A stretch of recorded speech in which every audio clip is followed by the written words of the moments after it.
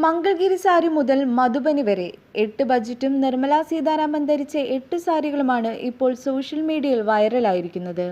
ഒരേ പ്രധാനമന്ത്രിക്ക് കീഴിൽ തുടർച്ചയായി 8 തവണ ബജറ്റ് അവതരിപ്പിക്കുന്ന ആദ്യ ധനമന്ത്രി എന്ന നേട്ടത്തോടൊപ്പം നിർമ്മല സീതാരാമൻ അന്ന് ധരിക്കുന്ന വസ്ത്രങ്ങളും സോഷ്യൽ മീഡിയയിൽ ശ്രദ്ധ പിടിച്ചുപറ്റാറുണ്ട്.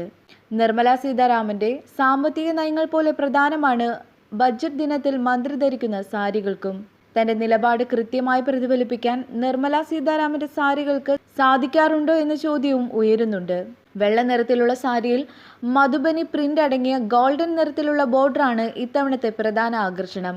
ബീഹാറിലെ പരമ്പരാഗത കലാരൂപമായ മധുബനി സാരിയിൽ ഉൾപ്പെടുത്തിയത് ഫാഷൻ ചോയ്സ് മാത്രമാണോ അതോ മറ്റെന്തെങ്കിലും രഹസ്യങ്ങൾ ഉണ്ടോ എന്ന ചർച്ചയും ഉയരുന്നുണ്ട്. 2019 ആദ്യ ബജറ്റ് അവതരണത്തിനെത്തിയപ്പോൾ പിങ്ക് നിറത്തിൽ സ്വർണ്ണക്കരയുള്ള മംഗൾഗിരി സാരിയായിരുന്നു നിർമ്മല സീതാരാമൻ അന്ന് ധരിച്ചിരുന്നത്. മഞ്ഞ നിറത്തിലുള്ള സാരിയിൽ പച്ച നിറത്തിലുള്ള ബോർഡറാണ് 2020 ബജറ്റ് അവതരണത്തിന് മന്ത്രി ധരിച്ചിരുന്നത്.